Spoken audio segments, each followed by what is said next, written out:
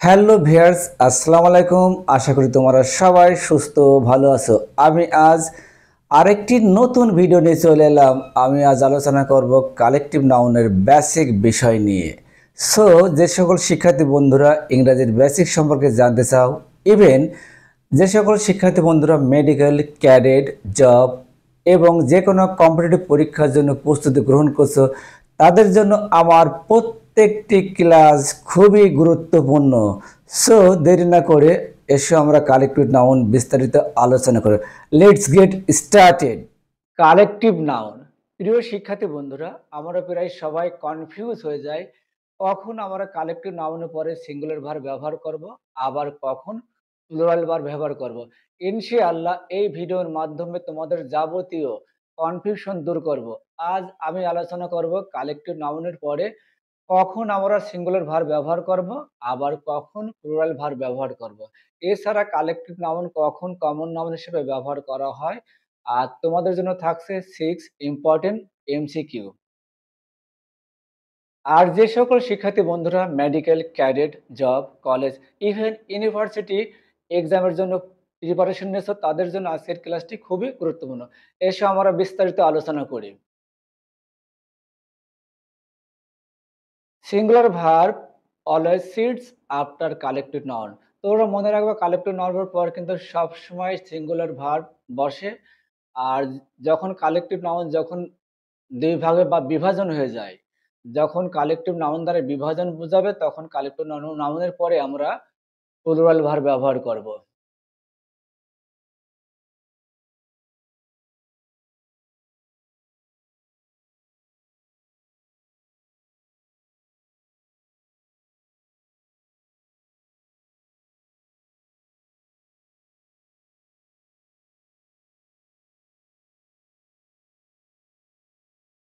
Singular verb always sits after collective noun.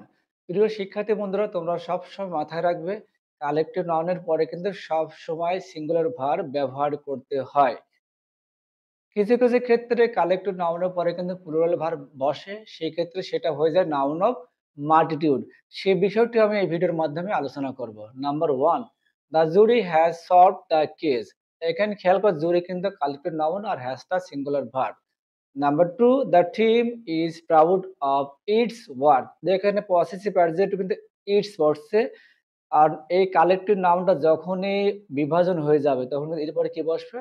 আর বসবে। আর যদি আর বসে, তখন কিন্তু পসেসিভ যে প্রোনাউন অ্যাডজেক্টিভ ইটস আছে, তখন সেটা কিন্তু দেয়ার হয়ে যাবে। যেমন এই বাক্যটা এইভাবে হতে পারে, দ্য টিম আর। এবার খেয়াল কর, the team are proud of their work. তখন কিন্তু এই টিমটা তখন হয়ে গেছে নাউন অফ মাল্টিটিউড। ৩ নম্বর বাক্য, the crowd was very big. ক্রাউডটা কালেক্টিভ নাউন, অনেক লোকের সমষ্টিকে বলা হয় ক্রাউড। আর এখানে ভার্বটা ওয়াজটা singular verb. Number 4, the audience remain silent. আমরা এখন পরের পৃষ্ঠা আলোচনা করব। প্রিয় শিক্ষার্থী বন্ধুরা, পূর্বেই বলেছিলাম কালেক্টিভ নাউনের পরে কিন্তু আমরা প্লুরাল ভার্ব ব্যবহার করতে পারি, কিন্তু কখন ব্যবহার করব সে বিষয় এখন ক্লিয়ার করব। দেখো, প্লুরাল কালেক্টিভ নাউন আর নাউন অফ মাল্টিটিউড। কিছু কিছু নাউন আছে যেগুলো কিন্তু জন্মগতভাবে প্লুরাল। যে সকল কালেক্টিভ নাউন জন্মগতভাবেই প্লুরাল, তোমরা অবশ্যই তাদের পরে প্লুরাল ভার্ব ব্যবহার করবে। আর যদি কোনো কালেক্টিভ নাউন দ্বারা বিভাজন বোঝায়, তখন তাকে বলে নাউন অফ মাল্টিটিউড। এই ক্ষেত্রেও তোমরা অবশ্যই প্লুরাল ভার্ব ব্যবহার করবে। এক্সাম্পল খেয়াল করো, the jury are arguing among their opinions. এখানে দেখো জুরি কিন্তু, এই জুরির পরে কিন্তু আমরা ব্যবহার করছি কি প্লুরাল ভার্ব, তার মানে জুরিটা বিভাজন হয়ে গেছে। এটা তখন হবে কি নাউন অফ মাল্টিটিউড। আর এই যে এখানে দেখো, আমাদের যে পসেসিভ অ্যাডজেক্টিভ সেটা কিন্তু ইটস ইটস না বসে বসছে কি প্লুরাল দেয়ার বসছে।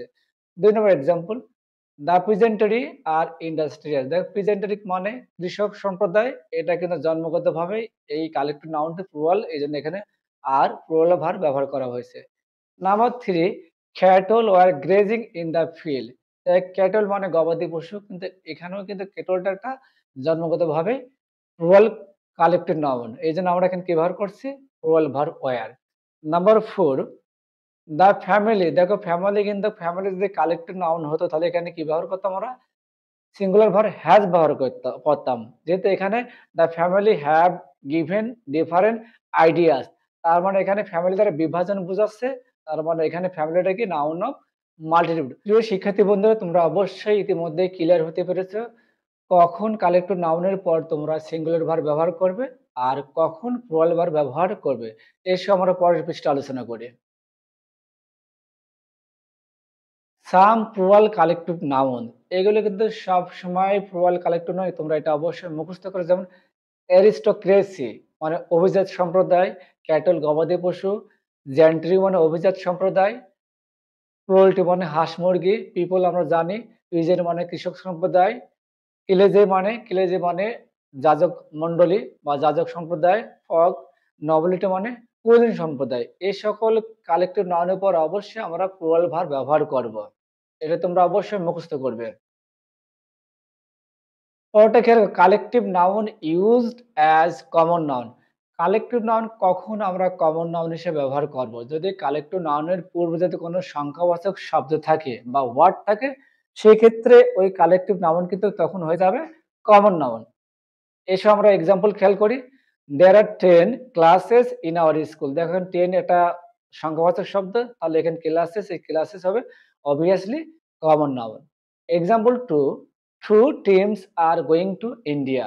এখানে টিমের পূর্বে কিন্তু আমাদের একটা সংখ্যাবাচক ওয়ার্ড আছে, সেহেতু টিমটা এখানে common noun. Number 3, our village consists of 80 families। দেখো না, আমরা পূর্বে আলোচনা করেছি ফ্যামিলি কিন্তু কালেক্টিভ নাউন, আর এখানে দেখো যেহেতু এর পূর্বে সংখ্যাবাচক ওয়ার্ড বসছে 80, সেতে এখানে ফ্যামিলিসটা কি হবে? Common noun. প্রিয় শিক্ষার্থী বন্ধুরা, তোমরা অবশ্যই এই যে গ্রুপ অফ পিপল, এই কালেক্টিভ নাউনগুলো তোমরা অবশ্যই মুখস্থ করবে। বিভিন্ন পরীক্ষায় কিন্তু এগুলো আসে। যেমন crowd, A group of people. Then the team, a group of players, gang, a group of criminals. Number 4, crew মানে কোথায়? এ গ্রুপ অফ সেলার, নাবিকদের দলদের বলা হয় crew. Community, a group of appointed people, নির্বাচিত লোকদেরকে যারা থাকে তাদেরকে বলা হয় কমিটি।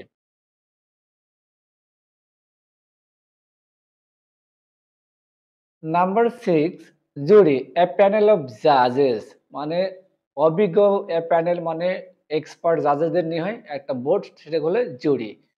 7, অডিয়েন্স মানে a group of learners or spectators, দর্শকদের যে দল থাকে তাদেরকে বলে audience.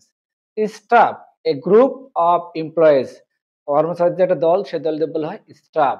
Number 9, band, a group of musician, a group of musician. Number 10, panel, a group of expert অথবা এক্সপার্ট পিপলদের যে একটা গ্রুপ থাকে তাদেরকে বলা হয় প্যানেল। অর্কেস্ট্রা মানে এ গ্রুপ অফ ইনস্ট্রুমেন্টালিস্ট, যারা বাদক দল, যারা বাদ্যযন্ত্র বাজায় তাদেরকে বলা হয় orchestra. Groups of animals. Number 1, a hard of cows. Hard শব্দ অর্থে পাল, গবাদি পশুর পাল, পাল বোঝাতে আমরা ব্যবহার করব a herd. Number 2, a flock of birds or sheep. সাধারণত ছোট প্রাণী, ক্ষেত্র প্রাণী, ঝাঁক বোঝাতে আমরা ব্যবহার করব ফ্লক। নাম্বার 3, আ স্কুল অথবা আ shoal অফ ফিশ মানে মাছের ঝাঁক। এটা কিন্তু ভেরি ইম্পোর্টেন্ট, বিভিন্ন পরীক্ষায় কিন্তু এই কালেক্টিভ নাউনটা কিন্তু আসে। স্কুল মানে ঝাঁক বোঝায়। নাম্বার 4, আ ট্রপ অফ হর্সেস অথবা মানকিস। ট্রপ শব্দের অর্থ হচ্ছে ঘোড়া বা মানকির দল। এই ঘোড়া বা মানকির ক্ষেত্রে আমরা ব্যবহার করব troop. Number 5, a swarm of bees. মৌমাছির দল বা ঝাঁকের ক্ষেত্রে আমরা ব্যবহার করব swarm. Number 6, colony of ants. আমরা পিঁপড়ার দল বোঝাতে ব্যবহার করি colony. Number 7, a pack of dogs অথবা অবস। আমরা কুকুর বা নেকড়ের পাল বোঝাতে ব্যবহার করব pack. Next page.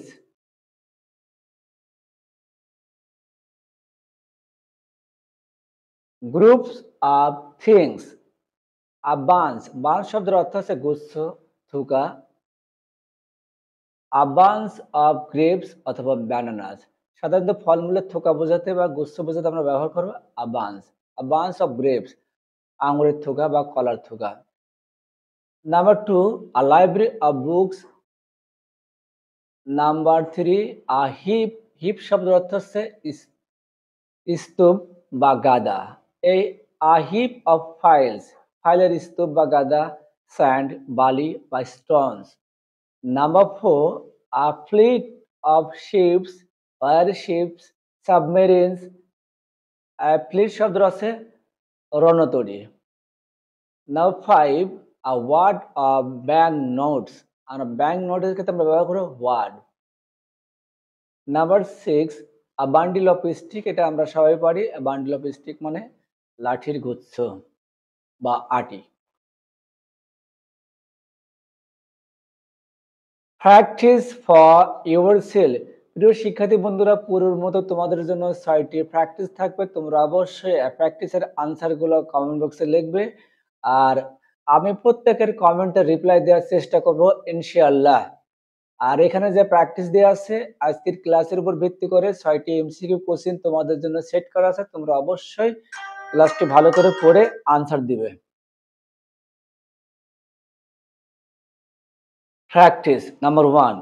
The jury dash divided into two parts. এখানে ড্যাশে কি হবে? Number A are, B number is, C number has, D number was. Number 2, I need a dash of bank notes. A number group, B number heap, C number fact, D number word. Number 3, a dash of ships is coming. A dash এ কি হবে? A number gang, B number trop, C number fleet, D number frog. Number 4, which one is correct among them? এবং them বানানে এটা হবে না, ভুল আছে। Which one is correct among them? নিচের 4টি বাক্যের মধ্যে কোনটি গ্রামাটিক্যালি কারেক্ট আছে? তোমরা অবশ্যই সেই বাক্যটায় টিক দিবে। A number, the committee have submitted their report. B, the team is proud of its work. C number, the government are considering their opinions. D number, the family are packing their bags for the trip. Now 5, I have a dash files. Number A, frog, B number A, heap, C number A, fact, D number A, buns. Number 6, I saw a dash of fish near the beach. A number frog, B number clone, C number school, D number hard. প্রিয় শিক্ষার্থী বন্ধুরা, যদি ক্লাসটি ভালো লেগে থাকে তোমরা অবশ্যই বেশি বেশি কমেন্ট করবে, শেয়ার করবে, আর সাথে থাকার জন্য তোমাদেরকে অনেক অনেক ধন্যবাদ। খুদা হাফেজ।